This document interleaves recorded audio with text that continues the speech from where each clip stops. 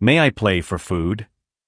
The shy voice of the 12-year-old girl echoed through the lobby of the Continental Hotel, cutting through the elegant conversations like a sharp blade.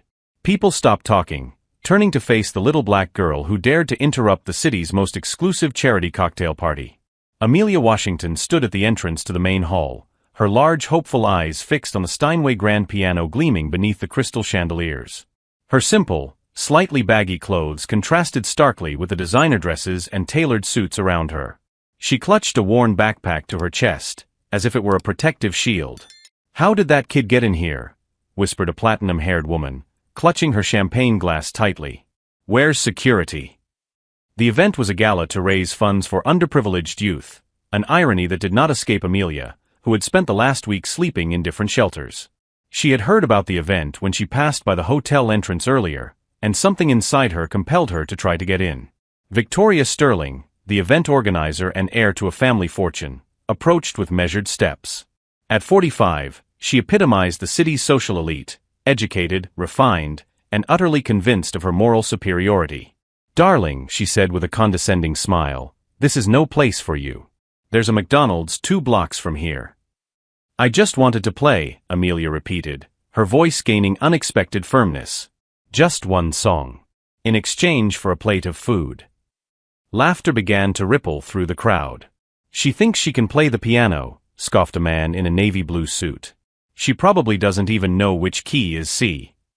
"It's cute how imaginative these kids are," added another woman, shaking her head with feigned pity. "They watch a movie and think they can do anything."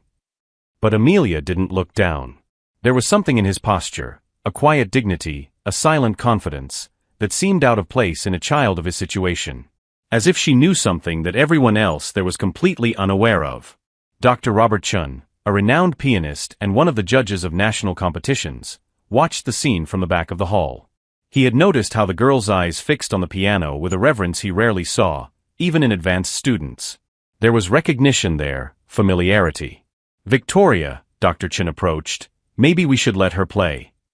After all, we're here to help talented young people, aren't we?" Victoria laughed, a crystalline, cruel sound. "Robert, please. Look at her. Children like this don't have access to music education. It's impossible." What none of them knew was that Amelia had grown up for the first 8 years of her life in a home where music was as essential as breathing. Her grandmother, a classical pianist who never achieved the recognition she deserved because of the color of her skin, had been her first and only teacher. When her grandmother died and Amelia ended up in the foster care system, she carried with her not only the pain of loss, but a talent that even she did not fully understand.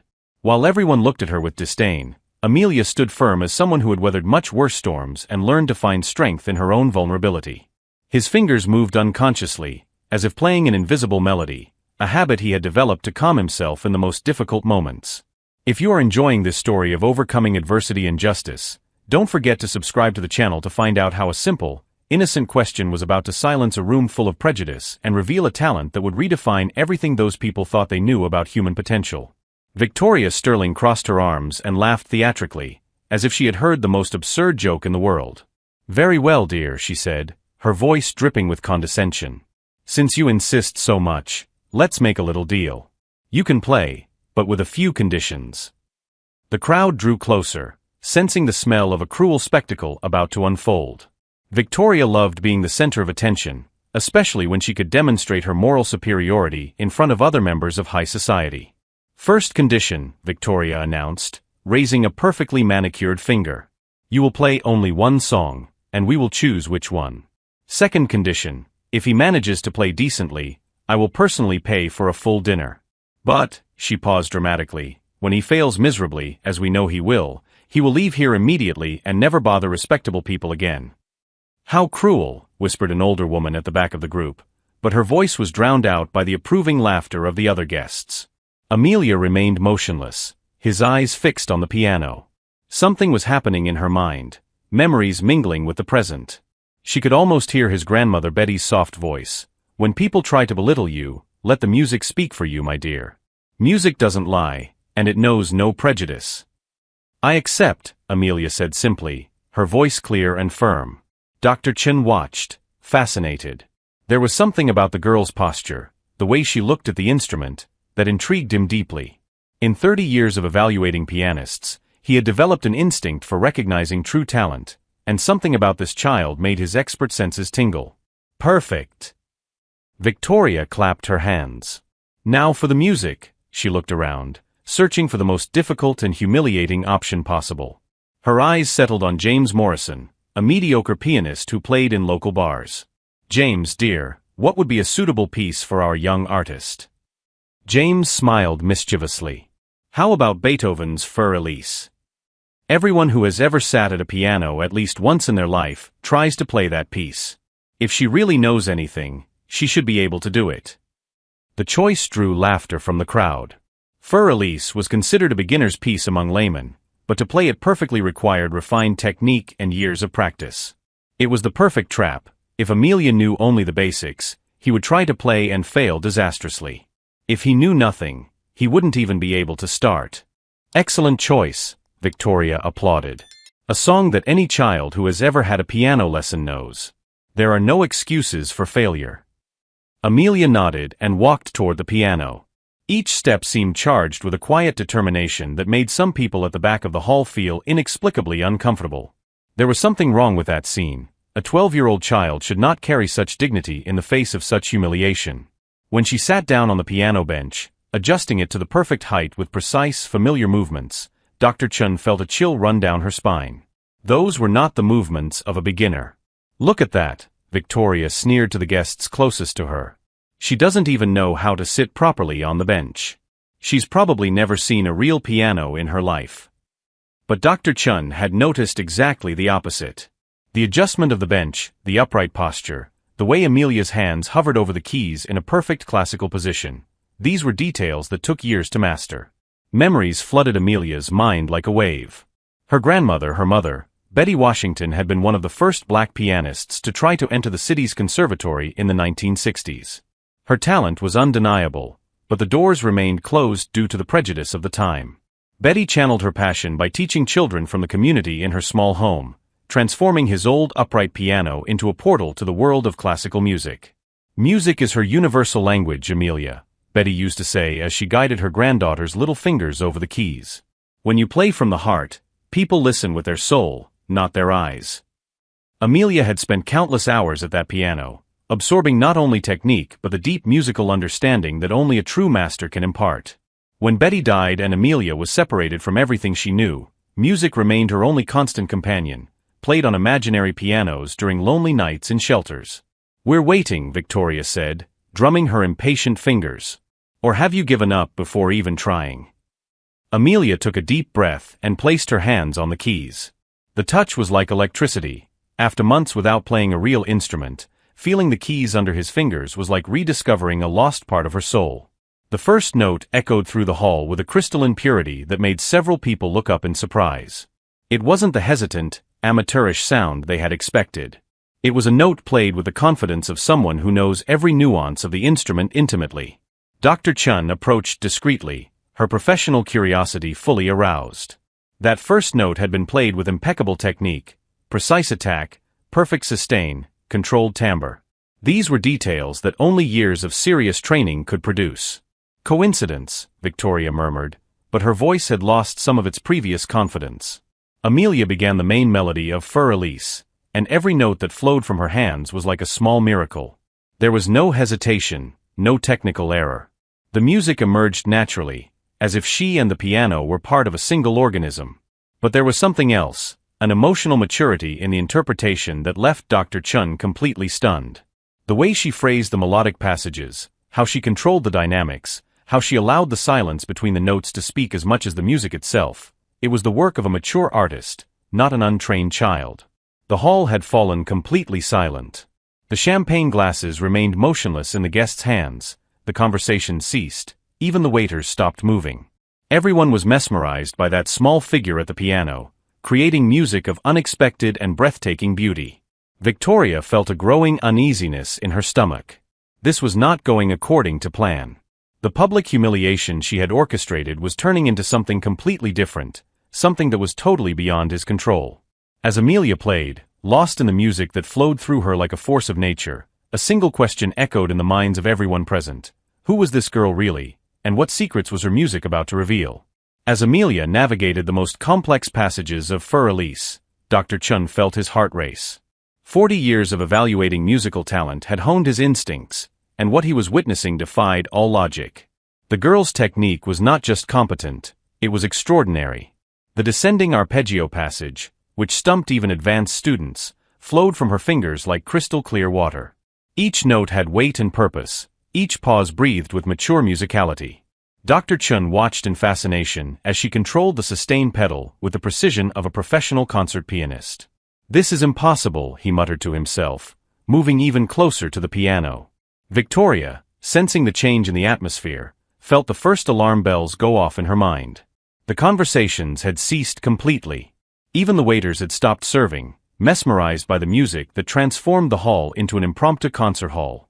"She must have memorized this song from some YouTube video," Victoria said loudly enough for others to hear, desperately trying to regain control of the narrative.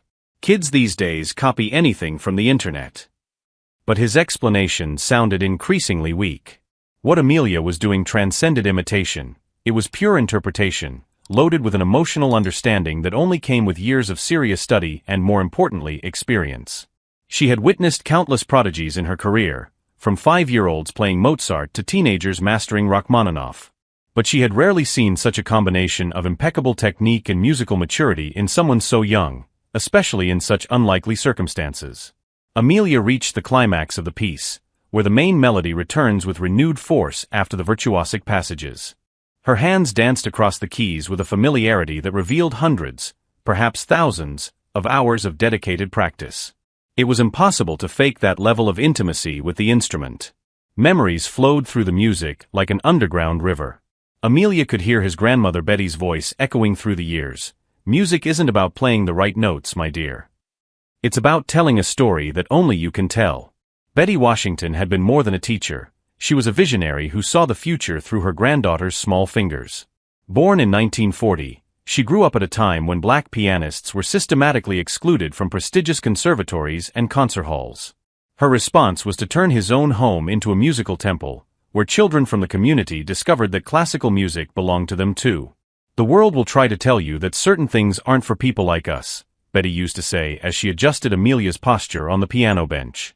"But music knows no color, knows no poverty, knows no limits. It only knows truth." For 8 blessed years, Amelia absorbed not only technique but musical philosophy.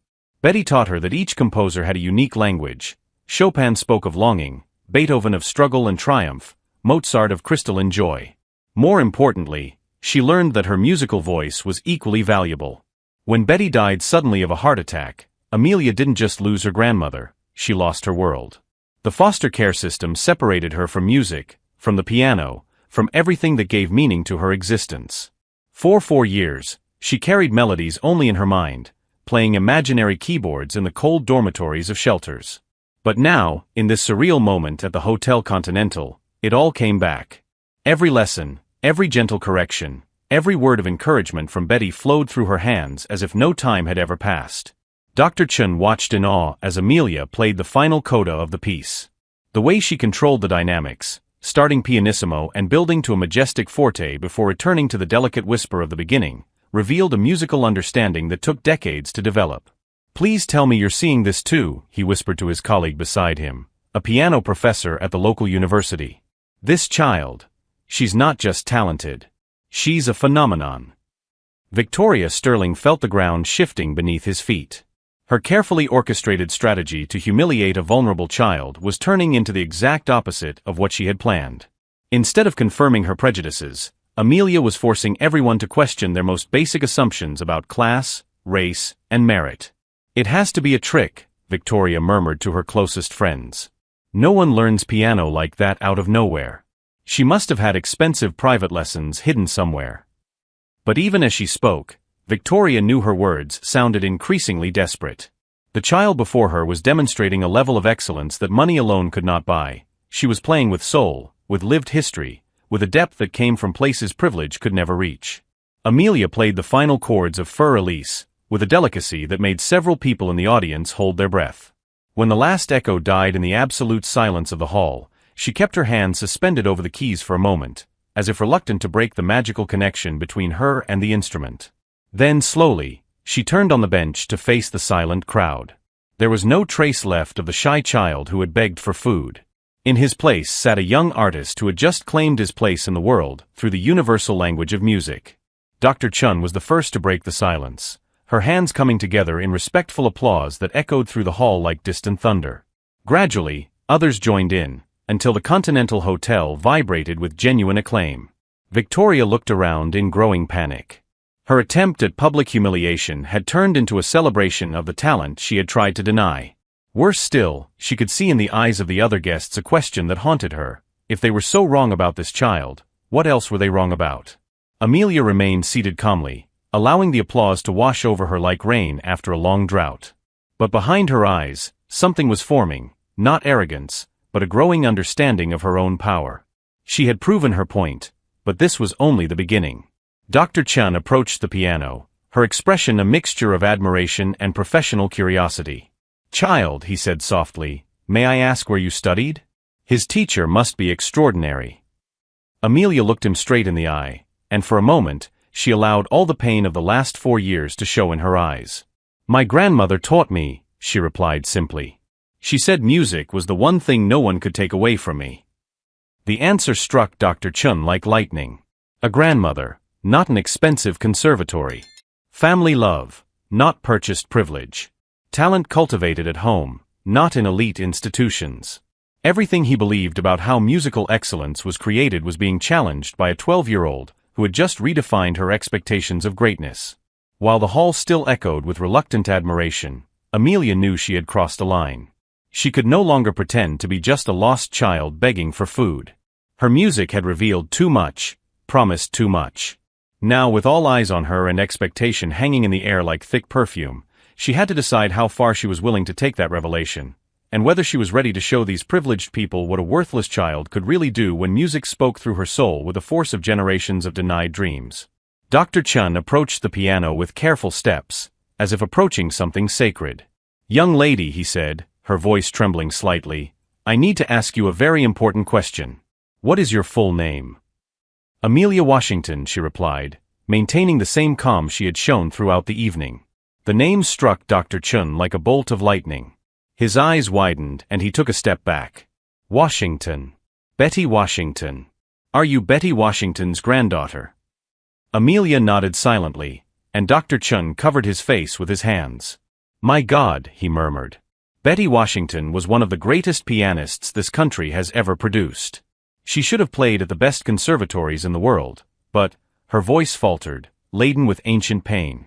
Victoria watched the exchange with growing unease. "Robert, what are you talking about? Who is Betty Washington?" Dr. Chun turned to her with an expression that mixed disbelief and disgust. "Victoria, Betty Washington was a legend in the music community. A virtuoso who was systematically excluded from conservatories and concert halls because of her color. She became one of the most respected private teachers in the country, training dozens of professional musicians." The crowd murmured, some recognizing the name from their own musical experiences. Betty Washington was whispered about in musical circles as a teacher who could transform any dedicated student into an exceptional artist. "But that was decades ago," Victoria said, her voice sounding increasingly defensive. "And even if that story is true, it doesn't change the fact that she's a homeless person begging for money at a private event." It was then that Amelia rose from the piano bench. For the first time that evening, she allowed her true personality to emerge completely. The submissive posture disappeared, replaced by an unshakable dignity that made several people in the room recoil unconsciously. "Ms. Sterling," Amelia said, her voice clear and firm, "you are right about one thing. He shouldn't be here tonight." She paused, letting the silence settle in. "I should be at Carnegie Hall in New York, where I have a recital scheduled for next week." A deathly silence fell over the room. Victoria felt the floor move beneath his feet. "My name is Amelia Washington," she continued, "and I am the youngest classical pianist ever accepted into the Juilliard School's Young Artists program. I am also the current national champion of classical piano for under-15s. She paused again, allowing the information to sink in. "The reason I am here tonight is not because I need food or money." Dr. Chun watched, fascinated, the pieces of the puzzle falling into place in his mind. "The documentary," he murmured. "You're making the documentary." Amelia nodded. "Exactly. I'm collaborating with PBS on a documentary about prejudice and access to the arts. My producer suggested that I attend charity events for arts education disguised as a young person without resources, to document how privileged people really treat those they consider inferior." The revelation fell on the room like a bomb. Victoria felt all the blood drain from his face. You're filming us?" "Hidden cameras," Amelia confirmed calmly. "High-definition audio and video. Everything that happened here tonight has been documented for national broadcast." Victoria looked around desperately, searching for cameras, for any sign that this was a cruel prank. "That's illegal. You can't film us without consent." "Actually," Dr. Chen interjected, his voice laden with dark satisfaction, "you signed image releases when you came in. It's written quite clearly on the ticket that this event could be filmed for documentary purposes." He smiled wryly. "I'm sure no one read the fine print." The crowd began to stir, people whispering frantically to each other, some already reaching for his phone to check his ticket. The panic was palpable. "The first part of the documentary," Amelia continued, ignoring the growing chaos, "will focus on how talent and potential are overlooked when they come packaged in appearances that defy privileged expectations. The second part will show how people who claim to be defenders of the arts react when confronted with real art coming from unexpected sources. I simply documented her true personalities when she thought there would be no consequences." Dr. Chen approached Amelia with deep respect. "May I ask, what do you intend to do with this recording?" "The documentary will air nationally next month," Amelia explained. "But I've also created a YouTube channel where I post shorter versions of these social experiments.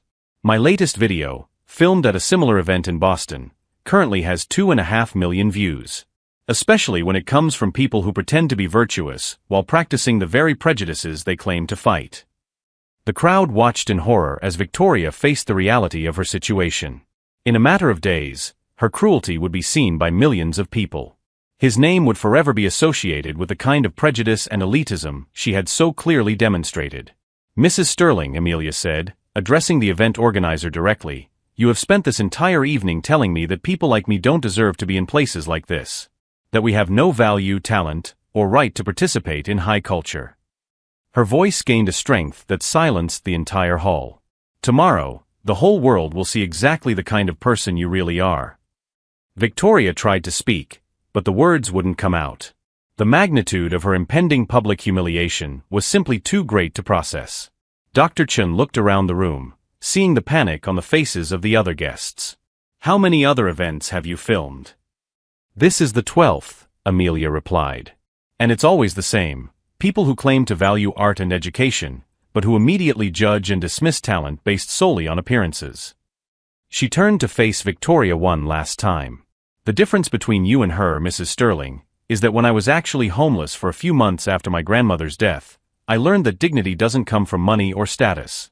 It comes from how we treat other human beings when we think no one is watching." The silence in the hall was deafening. Every person present knew that his words and actions that night would be judged by millions of strangers, and most knew that there was no possible defense for what he had demonstrated.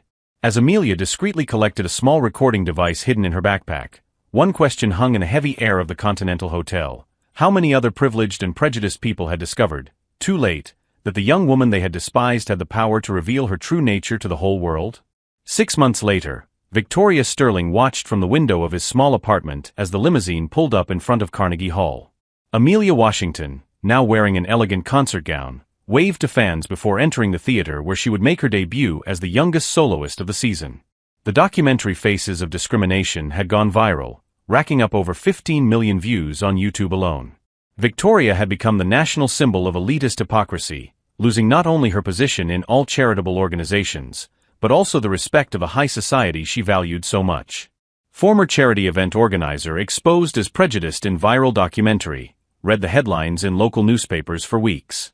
Her luxury events company lost all its important clients, and he now worked as an assistant at a small law firm, trying to rebuild a reputation that might never fully recover. Meanwhile, Dr. Chen had become Amelia's official mentor, helping her navigate the world of professional classical music. The Continental Hotel, embarrassed by the public exposure, created a scholarship program for underprivileged young musicians, naming Amelia as its official ambassador. "Music knows no color, social class, or zip codes," Amelia said in her first national interview after the incident. "She only knows truth and passion. And when you have both, no barrier can stop you." The impact of the documentary transcended entertainment. Music schools across the country started community outreach programs, conservatories revised as admissions processes, and hundreds of talented young people from underprivileged communities were given opportunities that had previously been denied to them. Victoria, watching Amelia triumph where she herself had tried to humiliate her, finally understood the most painful lesson of her life. Dignity and talent cannot be bought with money, inherited with surnames, and definitely not measured by the color of one's skin or the address where one comes from. Amelia's best revenge was not to destroy Victoria. It was to prove that true greatness transcends prejudice, and that, sometimes, those we least expect carry the most extraordinary gifts. If this story of overcoming adversity touched his heart, subscribe to the channel for more inspiring stories that show how true excellence always finds its way, regardless of the obstacles that try to block it.